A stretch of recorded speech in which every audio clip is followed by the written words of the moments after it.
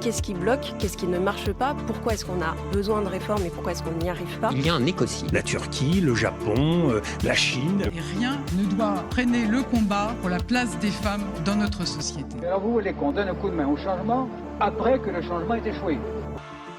Il faut qu'on parle de tout ça, non? Bonjour à tous et ravi de vous retrouver pour un nouveau numéro de La Petite Conversation, numéro spécial aujourd'hui organisé depuis la librairie Le Delta dans le 6e arrondissement de Paris.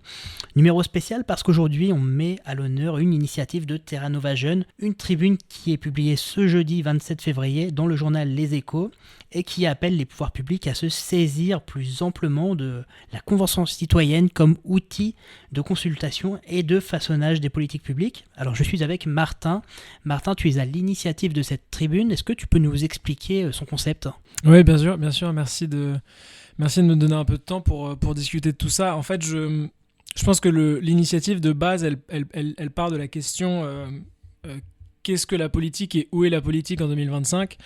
Et on est habitué aux sondages, que ce soit du Cevipof par exemple. Je le cite le Cevipof parce que l'état de la France du Cevipof est sorti il y a quelques semaines, et la question revient souvent avec une trame de fond et même une tendance structurelle de la défiance et du manque de confiance, voire du rejet de la politique et de la classe politique que ressentent les Français en général.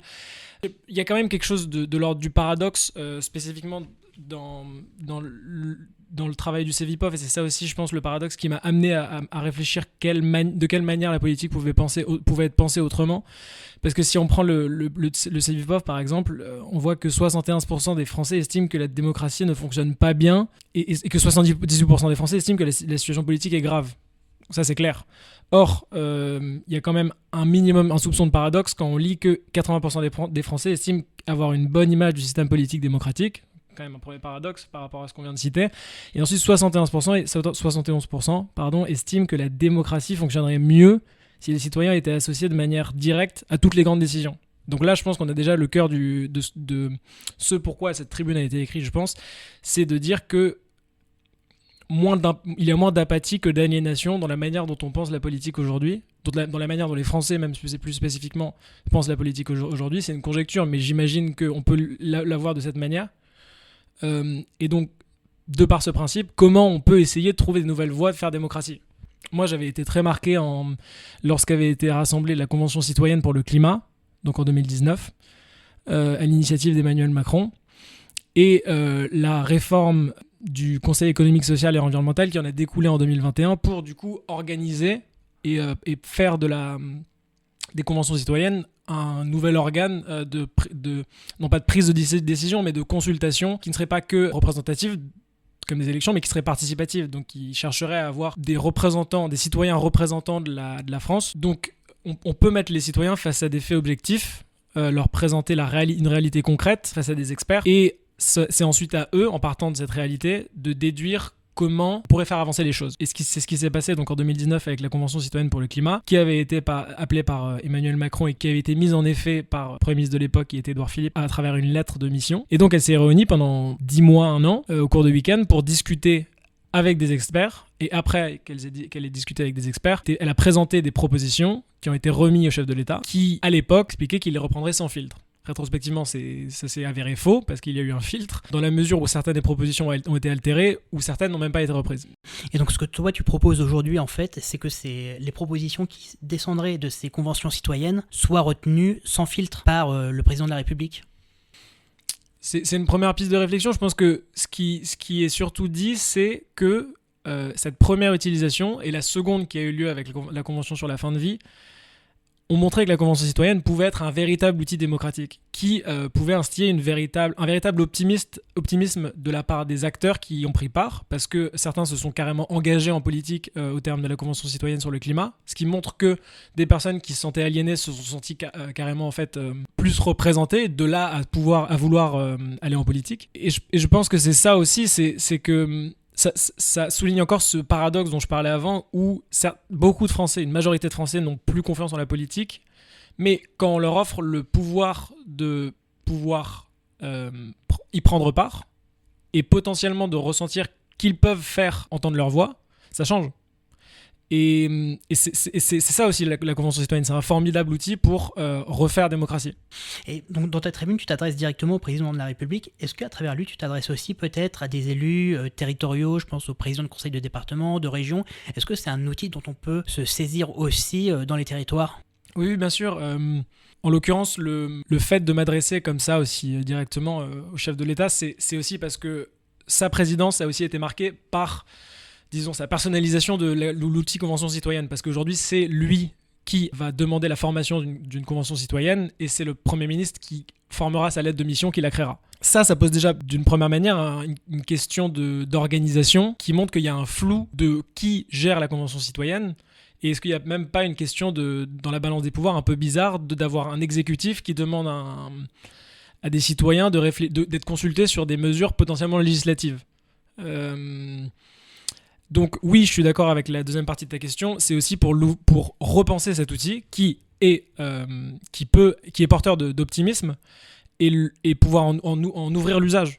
Pourquoi pas penser à, effectivement, que ce soit des acteurs territoriaux qui puissent créer des conventions citoyennes locales. Je sais pas, c'est peut-être quelque chose à réfléchir de ce côté-là. Ou même des parlementaires de l'Assemblée nationale ou des sénateurs qui puissent, au tiers, je ne sais pas, ou aux 2/3, voter la création d'une convention citoyenne. Ok, alors maintenant je voudrais qu'on rentre plus dans les détails de ces conventions citoyennes que tu appelles de tes voeux. Comment tu vois ça dans les modalités, dans l'organisation, dans la sélection des participants? Comment tu as imaginé ça?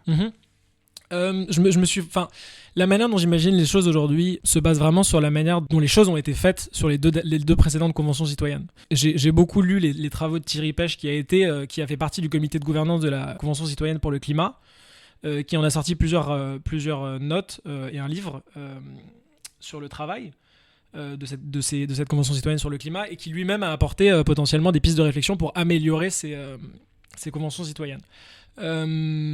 La manière dont elle a été faite pour le climat, par exemple, est assez éclairante. Donc, comme je l'ai dit avant, c'est le président et le Premier ministre qui ont formé cette convention. Ensuite, il y a un comité de gouvernance qui est chargé de l'impartialité et l'objectivité de l'organisation de la convention citoyenne. Donc ça, c'est pour chapeauter, sans rentrer dans les détails, l'organisation rapidement.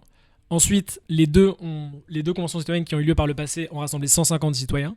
Ces 150 citoyens ont été tirés au sort. Donc les citoyens ont été appelés. On leur a proposé les travaux de la convention citoyenne.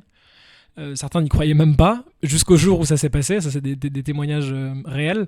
Et ensuite, ils se sont assis en plénière le jour J et ont réalisé que ça commençait vraiment comme ça. C'est assez intéressant. Et donc, leur travail en plénière a été chapeauté par le comité de gouvernance que je mentionnais ensuite. Et chaque semaine, en fonction des sujets abordés, des experts externes, que ce soit du monde universitaire, du monde de think tank, par exemple, des experts sur les questions venaient leur présenter des faits objectifs. D'accord. Est-ce qu'il existe des initiatives déjà parlementaires qui ont essayé de proposer un encadrement déjà de ces conventions citoyennes?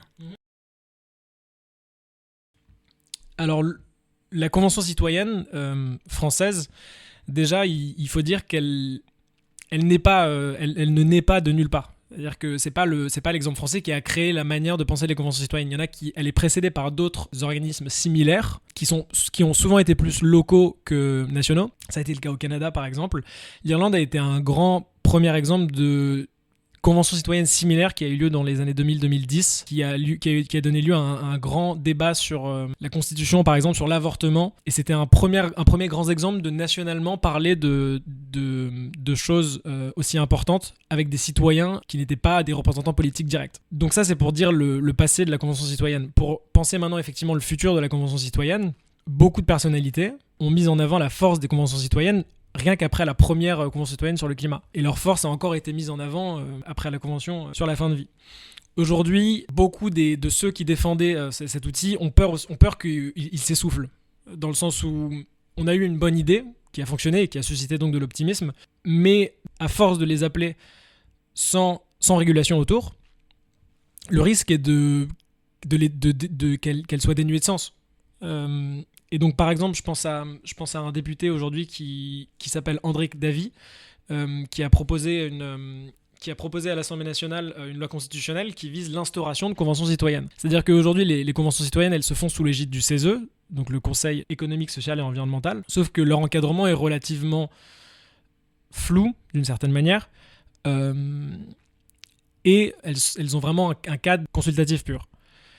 Ce qui ne veut pas dire que dans la loi d'André Davy, elle serait autre chose que consultatif, mais au moins ils cherchent à les faire entrer dans un pouvoir constitutionnel, ce qui est assez intéressant, parce qu'elles auraient une vraie valeur légale. Et pour la faire courte, le but de cette proposition de loi, c'est d'étendre l'initiative des lois aux citoyens et citoyens à travers les conventions citoyennes. C'est instaurer que les propositions de la convention citoyenne prennent la forme d'une proposition de loi. Cette proposition de loi, elle veut aussi instaurer que la commission mixte paritaire comporte un nombre de membres de la convention citoyenne identique au nombre cumulé de sénateurs désignés par le Sénat et de députés désignés par l'Assemblée nationale. Et celle-ci, je trouve qu'elle est longue, elle a des mots complexes, mais elle est très intéressante parce qu'on parle beaucoup en ce moment de comité mixte paritaire, parce qu'on a beaucoup de débats vifs, on va dire, à l'Assemblée nationale. Et ce serait intéressant d'avoir des citoyens au sein de ces commissions mixtes paritaires.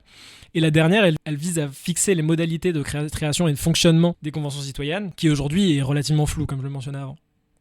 Merci beaucoup Martin. Est-ce que pour conclure, tu aurais un message à transmettre, vraiment quelque chose qu'on retienne de cette tribune, aussi bien pour les futurs citoyens amenés à participer ou pour convaincre les décideurs publics? Si je dois retenir une chose, je pense que c'est vraiment de l'ordre de l'optimisme que peut instiller l'outil convention citoyenne en général. Comme je l'ai mentionné avant, oui, les citoyens français se méfient aujourd'hui de la politique et des représentants de la classe politique. Ce qui ne veut pas dire pour autant qu'ils sont totalement apathiques vis-à-vis de la politique. Je pense qu'il s'agit de trouver une place pour permettre à la voix des citoyens d'être entendue. Je veux juste dire une chose aussi avant de finir, c'est que le but n'est pas de mettre un terme à la démocratie représentative et donc de substituer l'un à l'autre. Je pense que les deux ne font pas la même chose, dans le sens où la démocratie représentative est importante pour la représentativité du peuple et pour des prises de décision en Parlement. Là où la démocratie participative que veut les conventions citoyennes, elle ne cherche pas à répondre aux mêmes questions que celles qui sont posées à la démocratie représentative. Les questions qui sont posées aux conventions citoyennes, en l'occurrence, elles sont fondamentalement complexes. Mais parce qu'on vit dans un monde qui est fondamentalement complexe, et dans ce monde fondamentalement complexe, on ne peut pas laisser les citoyens de côté. Si on les laisse de côté, c'est cette apathie qui va continuer à prospérer, et je pense que c'est pas bon dans un monde qui est déjà en perte de valeur et de culture politique. Merci beaucoup Martin. Je rappelle le titre de ta chronique, Monsieur le Président, une convention citoyenne vers une nouvelle culture politique. Remerciements aussi à la librairie Le Delta dans le 6e arrondissement de Paris de nous recevoir pour l'enregistrement de cet épisode. N'hésitez pas vous à nous suivre sur nos réseaux sociaux, en particulier LinkedIn et Instagram. Et je vous dis à la prochaine pour un futur numéro de La Petite Conversation.